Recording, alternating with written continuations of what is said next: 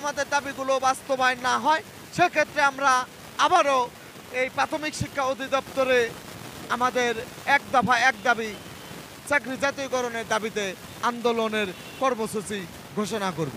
স্বাধীন বাংলায় বৈষম্যের ঠাঁই নাই। বর্তমান সরকারের মাননীয় উপদেষ্টা, প্রধান উপদেষ্টা মহোদয় বলেছেন যে এই মুহূর্তে আন্দোলন নয়, তোমরা তোমাদের দাবির কথা আমাদের কাছে তুলে ধরো, আমরা তোমাদের দাবিগুলো মেনে নেওয়ার চেষ্টা করব। তার এই ধারাবাহিকতায় প্রাথমিক বিদ্যালয় দপ্তরি কাম প্রহরীদের যে 11 বছর 12 বছর ধরে স্বাধীন দেশে পরাধীন হয়ে 24 ঘন্টা দায়িত্ব পালন করতে হচ্ছে এবং এই স্বাধীন বাংলায় যে আমরা 12 বছর ধরে বৈষম্যের শিকার হয়ে দায়িত্ব পালন করে যাচ্ছি, আমাদের এক দাবি জাতীয়করণের স্মারকলিপি আজ প্রাথমিক শিক্ষা অধিদপ্তরে মহাপরিচালক মহোদয়ের বরাবর দিয়েছি এবং আমরা আমাদের দাবির কথা লিখিত আকারে জমা দিয়েছি। আমাদের দাবি একটাই, দপ্তরি কাম প্রহরীদের চাকরির জাতীয়করণ চাই। একটা দাবি বাস্তবায়ন হলেই সকল সমস্যাই সমাধান হবে।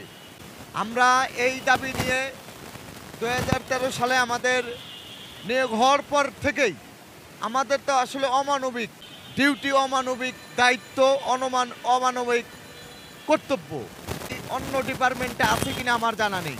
যে হাই স্কুলেও কিন্তু আয়া থাকে, সুইপার থাকে, মালি থাকে, তো প্রাইমারি ডিপার্টমেন্টে একজনকে দিয়ে আয়ার কাজ, সুইপারের কাজ, ঝাড়ুদারের কাজ, সকল ধরনের কাজ করানো হয়ে থাকে। তারপর আবার রাইতে স্কুল পাহারা দেওয়ার দায়িত্ব। কিন্তু আজ প্রাথমিক শিক্ষা অধিদপ্তর বলেছে যে দপ্তরি কাম প্রহরীদের স্কুল টাইম ডিউটি, কিন্তু মাঠ পর্যায়ে দেখা যায় এই দপ্তরি কাম প্রহরীদের দিনের এত 24 ঘন্টা দায়িত্ব পালন করতে বাধ্যতা করা হয়, বাধ্যতামূলকভাবে করতে হচ্ছে।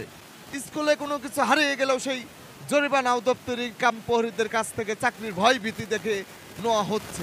আমরা এই সরকারের প্রতি আস্থা এবং বিশ্বাস রেখে আজকে স্মারকলিপি দিয়েছি।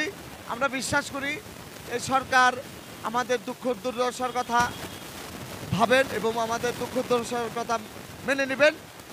আমরা এই স্মারকলিপি আবারও উপদেষ্টা মহোদয়ের কাছে দেব এবং ছাত্র সমন্বয়ক যারা আছে তাদের কাছে দেব এবং বিভিন্ন সংগঠনের নেতৃবৃন্দ যারা আছে তাদের কাছে দেব। তারপরেও যদি আমাদের দাবিগুলো বাস্তবায়ন না হয় সেক্ষেত্রে আমরা আবারও এই প্রাথমিক শিক্ষা অধিদপ্তরে আমাদের এক দফা এক দাবি চাকরি জাতীয়করণের দাবিতে আন্দোলনের কর্মসূচি ঘোষণা করব। দফা এক দাবির ভিতরে আমি তো বললাম আমাদের চাকরি জাতীয়করণ হয়ে গেলে সকল সমস্যাই সমাধান হয়ে যাবে, অবশ্যই থাকবে। কেননা উপদেষ্টা মহোদয় তো বলেছেন যে লিখিতভাবে দেওয়ার জন্য, তারই ধারাবাহিকতা আমরা বিভিন্ন দপ্তর পরিদপ্তরে আমরা আমাদের দাবির কথাগুলো লিখিতভাবে জানাচ্ছি।